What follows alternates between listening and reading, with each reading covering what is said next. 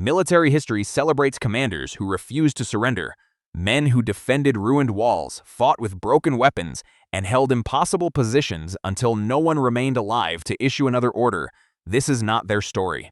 These are the armies that surrendered fortresses without serious fighting, allowed themselves to be surrounded by forces they had underestimated, or handed over thousands of soldiers because their commanders lost control of the situation. Some were trapped by brilliant strategy. Others were betrayed by bad intelligence, poor preparation, or simple panic. A surrender can save lives. It can also destroy reputations, governments, and entire empires. Sometimes, the white flag becomes more famous than the battle. Fort Detroit, 1812. The United States declared war on Britain, believing Canada could be invaded quickly. General William Hull marched north with an American army, crossed into Upper Canada, and issued a proclamation promising freedom from British rule. Then the confidence disappeared. Hull received reports that British forces and indigenous warriors were closing around Detroit. The British commander, Major General Isaac Brock, understood that Hull feared the indigenous forces led by Shawnee leader Tecumseh. Brock decided to enlarge that fear. British regulars, Canadian militia, and Tecumseh's warriors moved repeatedly through visible sections of woodland, creating the impression that the attacking army was larger than it really was. Fires were lit across the river, noise carried through the trees. Hull received warnings that a massacre might follow if the fort resisted. On August 16, 1812, Brock prepared an assault. His actual force was smaller than the Americans believed, and attacking the fortified position would have been dangerous. Hull did not wait to discover that. He raised a white flag before a full assault began. Detroit, its weapons, its supplies, and roughly 2,000 American troops fell into British hands. The United States Army's official campaign summary records that Fort Detroit surrendered without a fight. Hull claimed he had surrendered to protect civilians from slaughter. His officers accused him of cowardice. Several reportedly broke their swords rather than hand them over intact. Hull was later court-martialed and sentenced to death, although President James Madison spared his life because of his earlier service during the American Revolution. The invasion of Canada had begun with a proclamation. It ended with the invasion commander surrendering American territory. Ulm, 1805. Austrian General Karl Mack entered Bavaria expecting Russian allies to join him. His army occupied the area around Ulm, while Napoleon Bonaparte moved the French Grande Armée eastward at extraordinary speed. Mack believed Napoleon would approach from the west. Napoleon appeared behind him. French corps crossed the Danube, cut Austrian communications, blocked escape routes, and surrounded Ulm without requiring one decisive battle. Each time Mack received new information, the map became worse. Austrian detachments attempted to escape. Some were captured, others surrendered separately. The Russian army Mack expected was still too far away to save him. Napoleon's officers then applied psychological pressure. They showed Mack reports of French positions and explained that resistance would only delay the inevitable. Mack negotiated an agreement under which he would surrender if relief did not arrive. Then he surrendered early. On October 20, 1805, Mack marched out of Ulm and delivered approximately 25,000 to 26,000 Austrian troops, along with artillery and military standards, into French captivity. Contemporary accounts describe the surrender as involving about 26,000 men at Ulm, with additional Austrian formations captured elsewhere during the campaign. Napoleon had destroyed a major army through movement, deception, and encirclement. French losses during the campaign were comparatively limited. Mack had not been crushed in one enormous battle. He had been maneuvered into signing away his army. Austria still possessed soldiers elsewhere.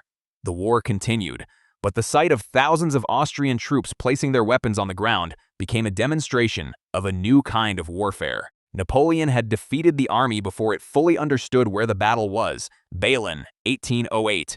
Napoleon's armies had defeated the major powers of Europe. French troops occupied Spain expecting another manageable campaign against a disorganized opponent. General Pierre Dupont marched into Andalusia with orders to secure the region. His soldiers captured Córdoba and looted the city. The operation then slowed as Spanish forces gathered around him. Heat, hunger, broken communications, and local resistance weakened the French column. Spanish troops under Generals Francisco Javier Castaños and Theodore von Rieding blocked the roads around Bailén. On July 19, DuPont repeatedly attacked Spanish positions. The landscape offered little cover. French soldiers advanced under extreme summer heat while Spanish artillery tore through their formations. Water became scarce. Men collapsed. Units lost cohesion. DuPont eventually requested terms. The humiliation expanded during negotiations. He did not merely surrender the troops directly trapped with him. The capitulation also included French forces under General Dominique Vatel. Even though some of Vatel's men had a possible route of escape, approximately 17,000 French troops were surrendered under the final agreement. The capitulation, signed at Andujar on July 23, became the first major defeat of a Napoleonic field army during the Peninsular War. The Spanish had proved that French troops could be surrounded, exhausted, and forced to lay down their weapons. Napoleon reacted with fury. DuPont returned to France in disgrace and faced imprisonment. Many of the captured soldiers endured brutal conditions. Thousands were eventually confined on the island of Cabrera, where starvation and disease killed large numbers. The surrender damaged more than one French corps. It punctured the idea that Napoleon's armies were invincible. Europe noticed, so did every population living under French occupation. Harpers Ferry, 1862. During the American Civil War, Harpers Ferry sat at the meeting point of the Potomac and Shenandoah rivers. It protected rail lines, supply routes, and access to the Shenandoah Valley. It was strategically useful. It was also surrounded by high ground. In September 1862, Confederate General Robert E. Lee invaded Maryland. He expected the Union garrison at Harpers Ferry to withdraw. When it remained, Lee divided his army and ordered Major General Thomas Stonewall Jackson to capture it. Union Colonel Dixon Miles commanded approximately 14,000 soldiers in the area. He concentrated most of them around the town and Bolivar Heights, but failed to secure every commanding ridge effectively. Confederate columns occupied Maryland Heights, Loudon Heights, and Schoolhouse Ridge. Artillery was dragged into positions overlooking the Union defenses. The garrison became a target at the bottom of a bowl. On September 14, Confederate guns opened fire. During the night, General A.P. Hill moved additional artillery onto the exposed Union flank. By morning, dozens of Confederate cannon could strike the position from multiple directions. The Union troops still possessed thousands of rifles. A cavalry force of roughly 1,500 men had even escaped during the night, capturing a Confederate ammunition train on the way out. The infantry remained. On September 15, Miles held a council of war. Long-range artillery ammunition was nearly exhausted, and the officers agreed that the position could not be held. White flags appeared across Bolivar Heights. A Confederate shell mortally wounded Miles shortly after the surrender decision. Brigadier General Julius White completed the capitulation. Jackson captured more than 12,500 Union soldiers, along with approximately 13,000 small arms and dozens of artillery pieces. It was the largest surrender of federal forces during the American Civil War. The numbers were humiliating. The timing was worse. Jackson quickly sent most of his soldiers toward Sharpsburg, where they reinforced Lee's army at the Battle of Antietam. The surrender had not merely removed thousands of Union troops. It released Confederate forces for another battle. The garrison had occupied a fortress surrounded by hills. Then it allowed the enemy to occupy the hills. Sedan, 1870. Napoleon III ruled the Second French Empire under a name designed to evoke military glory. The name became a burden at Sedan. During the Franco-Prussian War, French Marshal Patrice de MacMahon attempted to move an army toward the besieged fortress of Metz. Prussian and allied German forces pursued him, redirected his movement, and forced the French army toward the Belgian frontier. By September 1, approximately 100,000 French soldiers were compressed around Sedan. German armies occupied the surrounding heights and completed the encirclement. French troops launched desperate attacks. Cavalry repeatedly charged positions supported by modern rifles and artillery. General Jean-Auguste Marguerite was mortally wounded. MacMahon was injured early in the battle, creating command confusion as authority passed between senior officers. German artillery tightened the circle. French units retreated toward the town. Roads filled with soldiers, wagons, horses, and wounded men. Shells struck the crowded interior. Attempts to break out failed. Napoleon III was inside the trap. The emperor sent a letter to King William of Prussia, stating that he could not die at the head of his troops and was placing his sword in the king's hands. German representatives then arranged the surrender of the French army. The emperor who carried Napoleon's name became a prisoner. News reached Paris. The Second French Empire collapsed almost immediately, and the Third Republic was proclaimed. France continued the war, but Napoleon III's personal rule was finished. Sedan became more than a battlefield defeat. It removed a government. An emperor had marched to rescue one trapped French army. He created another trapped French army and surrendered with it. Singapore, 1942. Britain described Singapore as a fortress guarding the eastern edge of its empire. Naval facilities, coastal guns, airfields, and tens of thousands of troops appeared to make the island a symbol of imperial permanence. The Japanese army attacked through Malaya instead. Beginning in December 1941, Japanese forces moved south with speed. They used bicycles, light tanks, infiltration tactics, and air superiority. British, Indian, Australian, and local units repeatedly withdrew towards Singapore. Bridges were destroyed behind them. The Japanese repaired or bypassed them. By the end of January 1942, Allied forces had crossed onto Singapore Island. The causeway was demolished. Commanders prepared for the final defense. They prepared in the wrong places.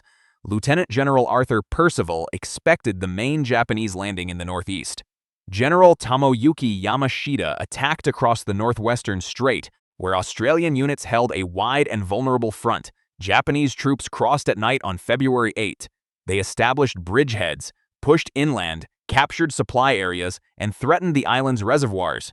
Allied command became increasingly confused. Units received contradictory orders. Defensive lines were abandoned before replacements were ready. Civilians crowded into the city, while Japanese aircraft and artillery continued attacking. Yamashita had his own problems. His army was tired. Ammunition and supplies were limited. A prolonged battle could have become dangerous. He concealed that weakness. On February 15, Percival entered the Ford Motor Factory carrying a white flag. Yamashita demanded unconditional surrender and pressured the British delegation to answer immediately. Percival agreed. Approximately 85, Samhain's British and Commonwealth personnel entered captivity in what the National Army Museum identifies as the largest capitulation in British military history. Many prisoners later died from forced labor, disease, starvation, and abuse. The surrender also shattered British prestige across Asia.